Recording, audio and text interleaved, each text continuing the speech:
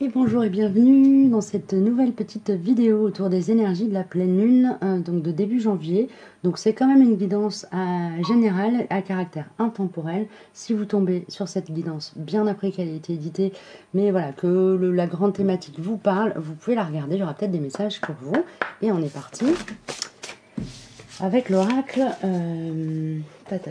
l'oracle des sorcières de la lune. L'oracle sorcière de la lune, voilà, que je viens de me fournir grâce à vos contributions généreuses. On est parti. Quelles sont les grandes énergies? Ah, alors je reçois l'information déjà qu'il y a un travail en miroir qui se fait et de vous découper la guidance en 4 éléments qui correspondent aux 4 éléments de vos signes. Donc je vais faire élémentaire, air, eau et feu. Okay, terre, air, eau et feu. Parfait, merci les chouchous. Alors, on va démarrer avec l'élémentaire. Je vais vous prendre des petites symboliques ou je vous les incrusterai peut-être en vidéo, je ne sais pas, pour que vous ayez des repères. Donc là, on est sur l'élémentaire, ok? Pour l'élémentaire, la pleine lune, récolter les fruits d'un dur labeur. Donc ici, cette pleine lune-là vient clôturer un cycle. Alors, de labeur, il y a cette notion de travailler un peu dans la... Voilà, d'affronter l'adversité, de travailler un peu à contre-courant. Ici, on arrive à la fin de ce travail et vraiment, c'est une phase où vous allez pouvoir voir éclore le fruit de votre travail. Vraiment, vous avez labouré la terre, vous avez ensemencé la terre, vous avez arrosé vos plantes, vous les avez choyées, etc. Et vous allez pouvoir vraiment récolter le fruit de ce que vous avez mis en œuvre. On va regarder avec le tarot, le Everyday Tarot. J'aurais bien aimé qu'il... Oui, il est là. Tac, j'ai réorganisé un petit peu mon bureau. Donc le tarot de tous les jours. Le tarot de tous les jours. C'est beaucoup là. Donc ici pour la quinzaine, hein, vraiment, il y a comme quelque chose qui est... ouais, c'est ça. On observe ce qui n'est plus et on jouit de ce qui arrive, de ce qui s'en vient ou de ce qui se manifeste ou de ce que l'on vient d'obtenir. Il y a vraiment cette forme d'ambivalence. C'est là que cet effet miroir, il vient me parler. Il y a cette notion d'être dans vraiment, en fait, d'être le miroir et d'être en capacité de regarder ce qui est à l'intérieur comme ce qui est à l'extérieur, donc ce que l'on a laissé, ce qui appartient au passé et ce qui s'en vient et qui commence déjà à se manifester dans le présent. Merci. Quel domaine de vie le sera le plus impacté, les chouchous? Est-ce que je peux avoir des infos sur cette thématique-là? Quel domaine de vie va être le plus impacté? Alors, avec quel oracle? Alors, j'ai la géométrie sacrée. Donc, ce sont des cartes d'activation énergétique. Donc, on va voir hein, ce qu'elles veulent bien me transmettre comme information. Donc, quel domaine de vie sera le plus impacté pour les signes concernés? Merci. Ah, le chakra solaire, le chakra du plexus solaire. La fréquence, je vous mets la carte ici pour que vous le... Non, ça ne marchera pas. Je vous la montre comme ça. Oui, voilà, c'est mieux. Je vous la montre comme ça et je vais vous lire son message. La fréquence du chakra du plexus solaire, la fleur de vie jaune, renforce la perception que nous avons de nous-mêmes, notre pouvoir personnel et notre volonté. Ainsi, la connaissance de notre personne et de notre contribution au tout. Donc ici, le domaine de vie, quelque part, qui va être le plus activé, c'est vraiment tout ce qui touche à la confiance en soi et au rapport à soi-même. Voilà, donc on est plus dans quelque chose qui est de l'ordre du miroir, vraiment au sens propre. On se regarde dans le miroir, qu'est-ce que l'on voit, qu'est-ce qui n'est plus, qu'est-ce qui n'a plus lieu d'être, qu'est-ce qui est en train d'arriver, comment est-ce qu'on peut se réjouir de tout ça. Ouais, vraiment le regarder comme l'éclosion de soi-même. Voilà pour la guidance pour la première pleine lune de l'année 2025 pour les signes de terre.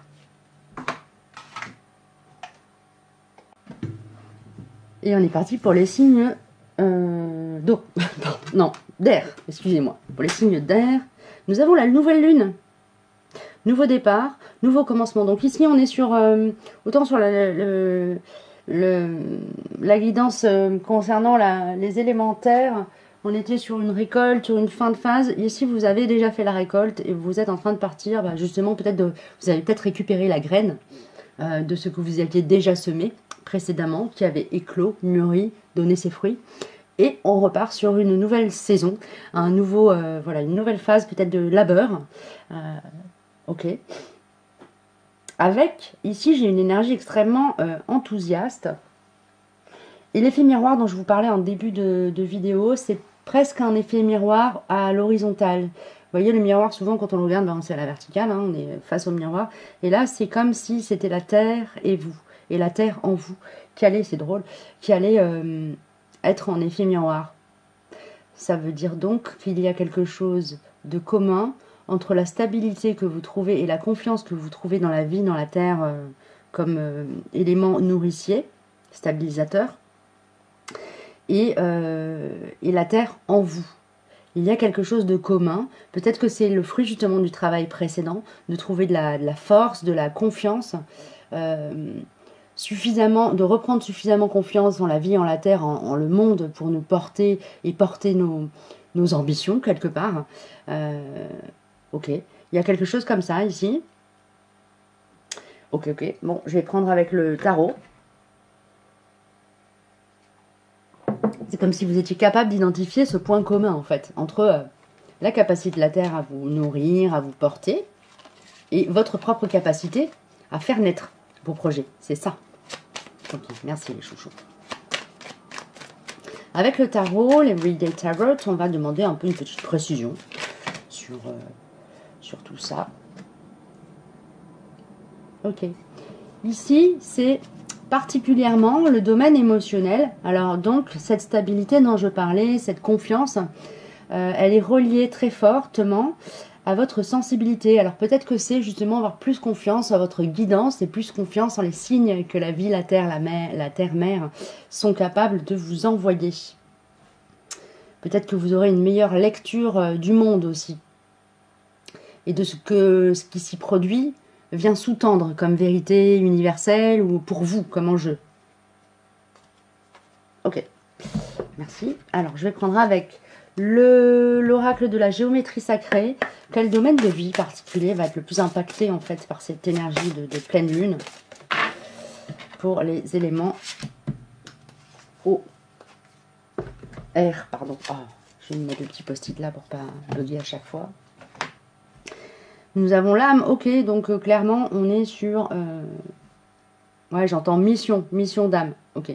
Donc on est vraiment sur ce truc de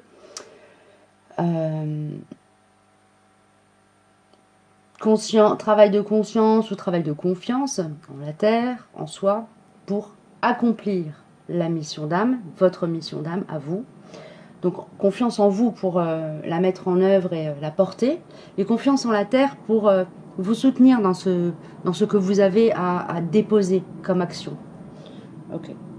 Je vous lis le message de cette carte, que je vous montre peut-être d'abord. Voilà.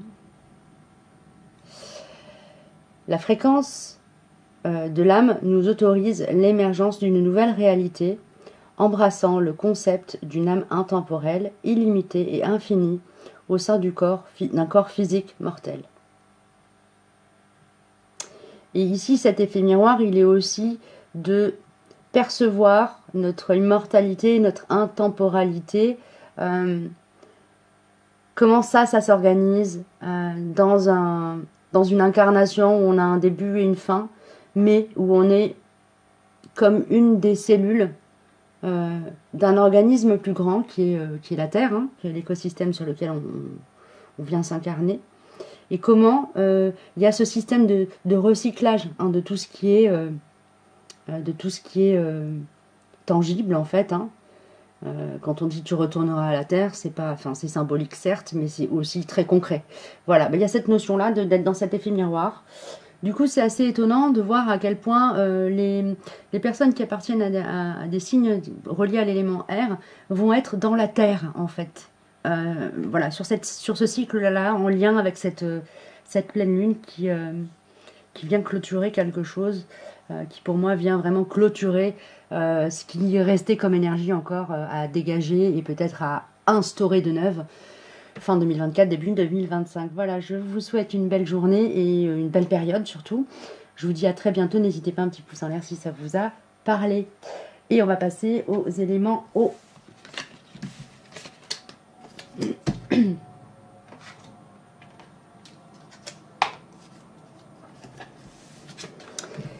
Alors, pour l'élément eau, pour les personnes qui sont reliées à des signes d'élément eau, on a le 13, féminin divin, appropriez-vous votre pouvoir. Ici, ça me parle d'une guérison, d'une guérison du corps, j'entends. Appropriez-vous votre pouvoir, c'est reprendre conscience de vous-même, comme redéfinir vos propres limites d'incarnation à travers un changement comme de rapport au corps. Un apaisement du rapport au corps ici. Du coup, je vais prendre une carte des messages de ton corps. Hein. L'oracle des messages de ton corps. Pour voir ce que ça cherche à nous être dit ici, pour l'élément eau. Faire. Tes mains ont un message. Alors, attendez, vous voyez la carte? Oui. Je vais faire comme ça, peut-être. Tes messages ont un message. Tes mains, pardon, ont un message pour toi. Tu as besoin de fabriquer, de modeler, afin d'explorer ta capacité à créer, sans pression, sans objectif, sans résultat. Libère ton esprit et éloigne les frustrations.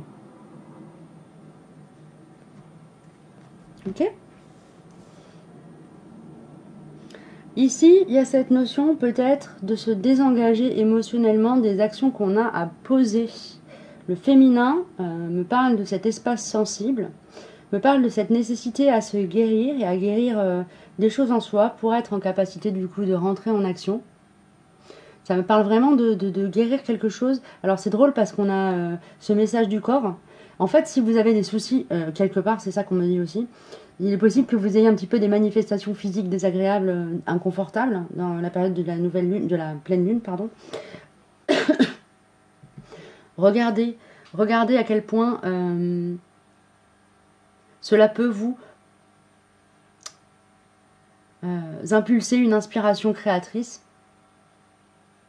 et vous aider en fait à y voir plus clair grâce à la guidance que votre action pourra vous permettre de comme mettre en lumière.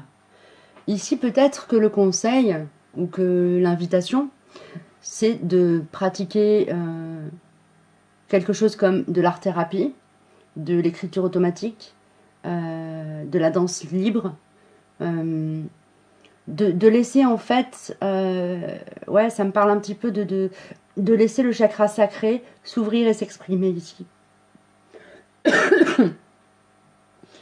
Ouais, il y a cette notion, on m'envoie l'image de quelqu'un qui était sous cloche, qui avait mis une part d'elle-même sous cloche et qui retire la cloche. J'ai ça comme énergie pour la pleine lune pour vous. Je vais regarder rapidement avec le tarot de Marseille, de Everyday Tarot.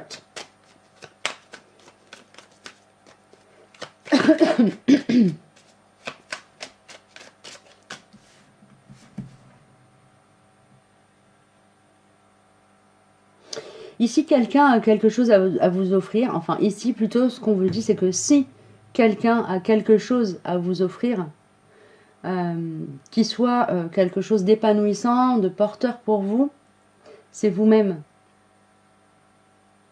Peut-être que vous êtes dans une position où vous attendez un peu que de l'extérieur des solutions qui viennent ou des choses qui se débloquent. Là, le message, il est assez clair dans ce que je reçois et ce que je perçois. J'utilise la carte comme support de canalisation, donc je ne fais pas que de la cartomancie, j'utilise aussi la symbolique des cartes, mais j'ai aussi des messages en canalisation qui me viennent. Et ici, ce qu'on me dit vraiment, c'est que la priorité pour vous, en tout cas ce qui va s'activer sur le plan énergétique et ce qui va vraiment, c'est-à-dire ouais, être catalysé par la conscience que vous aurez de ce qu'il y a à faire, de où il est intéressant de regarder, c'est vraiment que Le message pour moi, excusez-moi, c'est pas forcément très clair ce que je suis en train de vous dire. Le message pour moi ici, il est extrêmement clair. Si quelqu'un dans ce monde a quelque chose à vous apporter qui vous permette de guérir ou de rentrer dans la manifestation de vous-même, c'est d'abord et avant tout vous-même. Ici, peut-être que vous cherchez la guérison et les solutions à l'extérieur. En fait, vous allez les trouver par l'intermédiaire de votre propre action, à travers peut-être des pratiques d'art-thérapie, hein, ou autre chose. Chacun vos outils, je ne suis pas dans vos vies, c'est à vous de voir si ça vient vous parler ou pas. En tout cas, la solution, elle va émaner de vous-même, de votre propre action. Ok. S'il y a des problématiques à dénouer. Avec la géométrie sacrée, je vais juste jeter un œil, voir un petit peu quel domaine de vie va être le plus impacté par les énergies de la pleine lune pour vous, les signes d'eau. Nous avons la guérison, et oui, ici, sur cette carte-ci, je ne sais pas si ça se voit à l'écran, mais on a un petit serpent ici qui me fait penser justement à cette énergie de guérison, hein, puisque c'est aussi un des symboles du caducée, le serpent. Donc ça me parlait de guérison et de transformation. Ici, on a la carte de la guérison qui sort. Voilà, hop, je vous la montre. Et de toute façon, vous les aurez en photo, les cartes, les tirages. La fréquence de la guérison renforce votre capacité intrinsèque à protéger notre...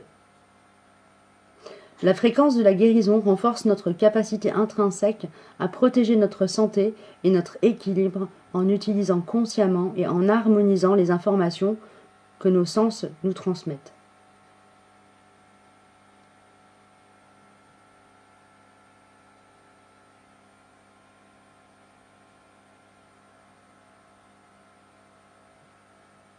Ouais, ici ça vient vraiment résonner avec cette notion de guérison et de transformation qui est en cours, et les messages de votre corps.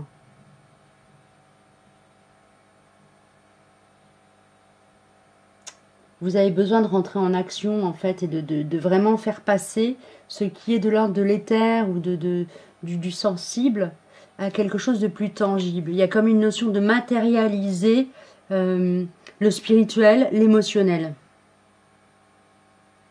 Ok? Donc faire vraiment descendre dans la matière ce qui vous appartient en propre dans un espace sensible ou éthéré. Ok, voilà pour les messages pour vous. Les signes d'eau en rapport, en lien avec la pleine lune de début janvier ou pas, hein, en fonction de quand vous tomberez sur cette guidance. Et on est parti pour terminer avec l'élément feu. Les personnes qui sont reliées à l'élément feu dans leur signe astrologique ou qui peut-être aussi ils sentent une certaine affinité. L'élément feu va être relié à la curiosité.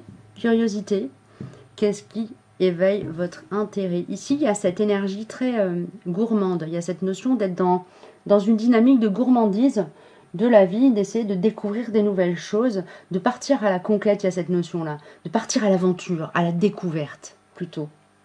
Ok. Donc ici, vous allez être porté par une énergie comme ça de curiosité, d'intérêt accru pour les choses nouvelles. Ok.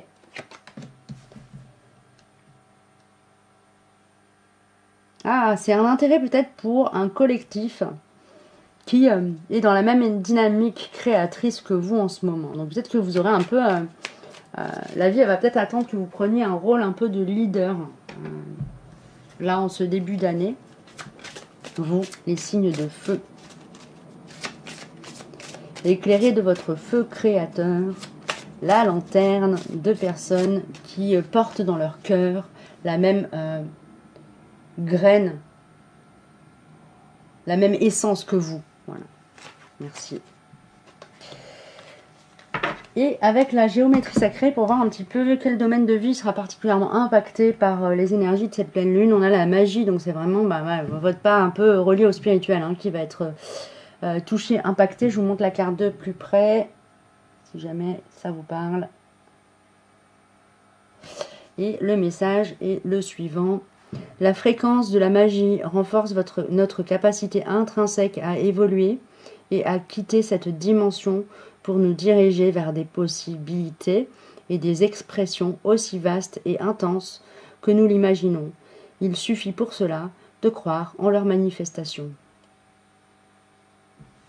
Et voilà, j'en ai terminé pour cette guidance autour des énergies de la pleine lune. N'hésitez pas à mettre un petit pouce en l'air, un petit like si cela vous a plu, parlé, éclairé d'une manière ou d'une autre. Et je vous dis à très bientôt pour d'autres vidéos. Prenez soin de vous.